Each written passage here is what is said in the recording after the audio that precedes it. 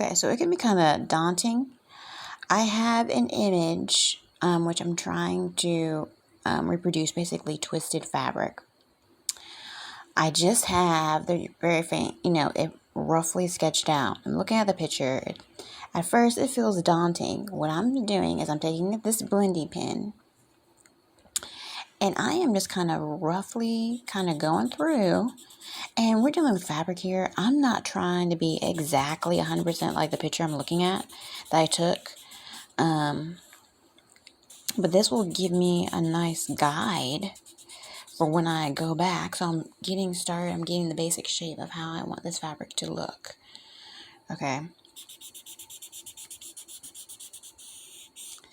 So I'm looking at the picture and I'm using this blendy pen to kind of give some definition to the parts of it. So it's a great way to quickly kind of define this is where it needs to be shaded. This one is what needs to be done, and it keeps it from being so daunting.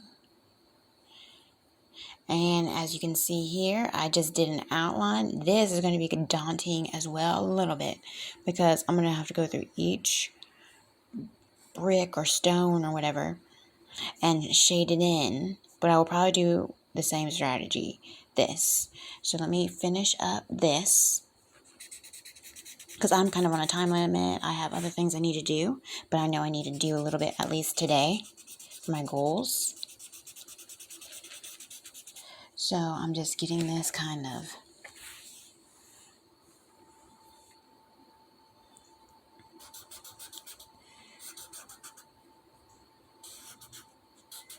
established here. So you can see, if you look at that, see, now I have way more of a better guide of how it's going to look. So when I go back, I will just be adding more detail. That's basically what I did with her kind of wrap around her face. So let me show you an example like with this. Okay, you have an outline, right? Now you need to fill in to make it look real. So I'll get this. First, you want to kind of figure out where the light's coming. So obviously the light's probably coming from this direction. So, and you want them to look kind of, rugged. So I really like using the blending pen from the get-go. And then I can go back with the pencil for other, details. So see the difference of that? It doesn't take that long, but you do want to do each stone.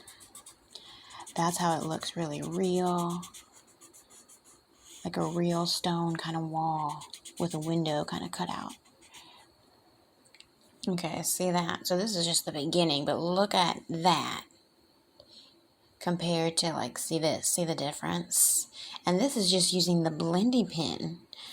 And again, I mentioned this on a previous video, this part, it's dark from all these other times I've tried blending in pencil, and I use graphite pencil. So it kind of leaves that kind of residue on there. And then that then can be used where I can just go, boom, see? You can see that residue is already on there.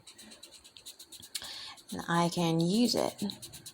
And it's great because if I mess up or I decide I want to change something, it's very easy and quick to erase. And then, for example, so we have that, right? So when I want to do more detail, I'll go through with a pencil. See? So this is going to be like a dark part there. And then if I want to darken certain parts, I will get the pencil.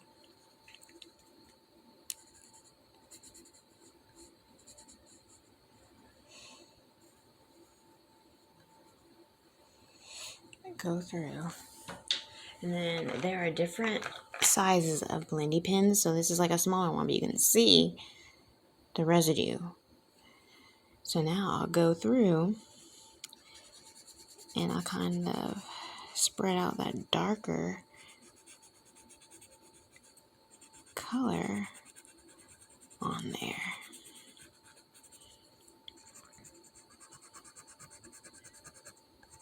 See, and so imagine that throughout the whole thing, it's really going to give a very realistic effect.